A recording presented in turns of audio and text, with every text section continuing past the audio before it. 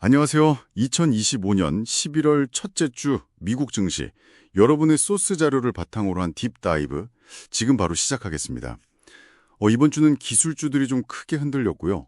경제 지표는 서로 막 다른 이야기를 내서 정말 혼란스러운 한 주였는데요. 저희 미션은 이 복잡한 정보들 속에서 여러분께 가장 중요한 맥락 그리고 통찰력을 찾아드리는 겁니다. 특히 그 소위 AI 버블 걱정이 시장을 어떻게 흔들었는지, 또 같은 기술주인데 왜 어떤 건 오르고 다른 건 내렸는지 그 이유를 좀 파헤쳐보죠. 네, 바로 시작할까요?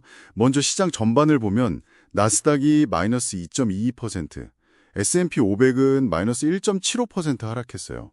기술주 약세가 확 두드러졌죠.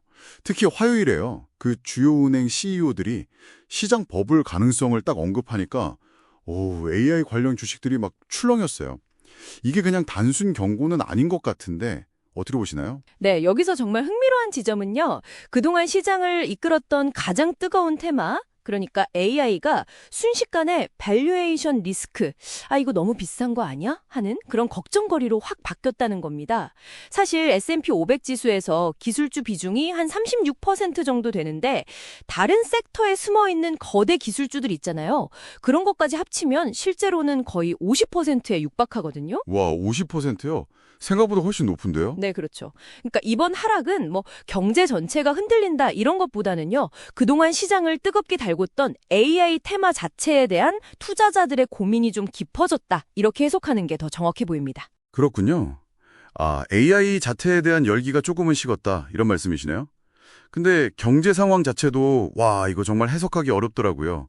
그 36일째 정부 셧다운 때문에 공식 데이터는 없고 이제 민간 지표를 봐야 했는데 제조업이랑 서비스업이 완전 딴판이었어요. 제조업 구매관리자 지수 그 PMI가 8개월째 위축 상태 48.7인데 서비스업 PMI는 반대로 8개월 만에 최고치 52.4를 찍었더라고요. 맞습니다. 근데 그 서비스업 지표 그걸 또 자세히 들여다보면 좀 이상한 점이 보여요.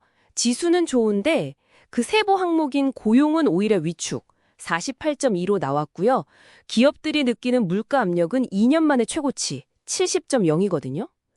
게다가 그 챌린저 보고서 보니까 10월 해고 건수가 20년 만에 최악이었어요. 그것도 주로 기술 분야에서 해고가 많았죠.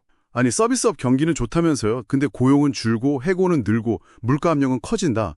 이게 도대체 어떻게 된 상황인가요? 좀 이해가 안 가는데요. 이게 바로 자료들이 보여주는 K자형 경제의 딱 그 단면인 것 같습니다. 뭐냐면 서비스 기업들은 아직 수요가 있으니까 가격은 올릴 수 있는 거예요. 그래서 물가 압력이 높은 거고요. 동시에 이제 AI나 자동화 같은 걸 도입하면서 인력은 줄여나가는 거죠. 그래서 고용은 위축되는 거고. 이런 현상이 같이 나타나는 겁니다. 그러니까 시장 참여자들 입장에서는 이거 고물가의 고용두나 스태그플레이션 초기 신호인가 싶기도 하고 또 한편으로는 아니야, 이게 AI가 생산성을 높여서 성장하면서 인력은 덜 필요한 그런 새로운 시대인가? 하는 완전히 상반된 생각이 막 충돌하는 거죠. 정말 혼란스러운 시그널이에요. 와, 정말 양극단의 시나리오가 동시에 보이는 상황이네요. 굉장히 혼란스럽습니다. 근데 이런 혼란 속에서 목요일에는 시장 참여자들이 정말 주목해야 할 어떻게 보면 좀 섬뜩한 신호가 나왔다고요? 경기 침체 우려 때문에 국채금리는 떨어졌는데 주식시장도 같이 하락했다면서요. 보통 금리 내리면 주식에는 좋은 거 아니었나요? 바로 그 점이 중요합니다. 그게 그동안 통했던 공식 있잖아요. 나쁜 소식은 좋은 소식, 경기 둔화는 금리 인하 기대. 이게 깨지기 시작했다는 상당히 강력한 신호탄일 수 있다는 거죠. 이전까지는 금리가 하락하면 유동성 풀리겠구나 하는 기대로 이어져서 주식시장에 긍정적이었는데 이제는 시장이 금리 인하의 그 진짜 이유 있잖아요. 즉 경기 침체 때문에 기업 실적이 안 좋아질 거다. 이걸 더 두려워하기 시작했다는 뜻입니다.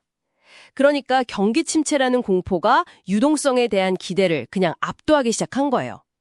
이제는 금리가 내려도 마냥 좋아할 수만은 없는 그런 상황이 된 거군요. 그리고 또 하나 눈에 띄는 게 있었어요. 시장을 이끌던 그 매그니피센트 세븐 종목들 있잖아요. 얘네들도 이제 각자 다른 길을 가기 시작했다는 점. 엔비디아 마이너스 7.12%랑 메타 마이너스 4.54%는 크게 내렸는데 구글은 플러스 1.27%는 혼자 올랐고 애플하고 아마존은 거의 보합이었어요. 이건 어떻게 봐야 할까요? M7 시대 이제 끝난 건가요? AI로 진짜 돈 벌고 있나? AI에 들어가는 그 막대한 투자 비용 감당할 만한가? 이걸 좀 따지기 시작하는 2단계로 진입했다는 증거죠. 그래서 순수하게 AI 칩이나 모델 자체에 막 집중하는 기업들, 예를 들면 엔비디아나 메타 같은 곳하고요.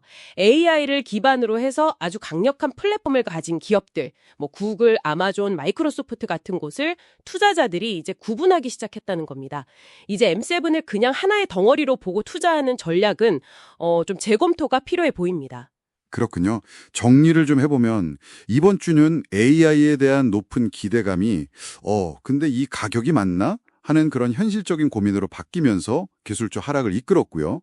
동시에 그 K자형 경제의 혼란스러운 모습 속에서 시장은 경기 침체 가능성을 이전보다 훨씬 더 좀 심각하게 받아들이기 시작했다는 거. 그리고 잘 나가던 매그니피센트 7 내부에서도 이제 옥석 가리기가 시작됐다. 이 정도로 요약할 수 있겠네요. 이 변화들이 여러분의 투자 전략에도 분명 중요한 질문들을 던지고 있을 겁니다. 네, 여기서 마지막으로 한 가지 더 좀 생각해 볼 만한 질문을 던져드리고 싶습니다. 소수 자료를 보면 경기 침체 우려 속에서도 10년물 국채 금리가 4.09%, 2년물은 3.57%로 여전히 높은 수준에서 소폭 하락하는 데 그쳤거든요. 만약에요, 지금 나타나는 이 K자형 하복세가 앞으로도 계속된다면 어떨까요?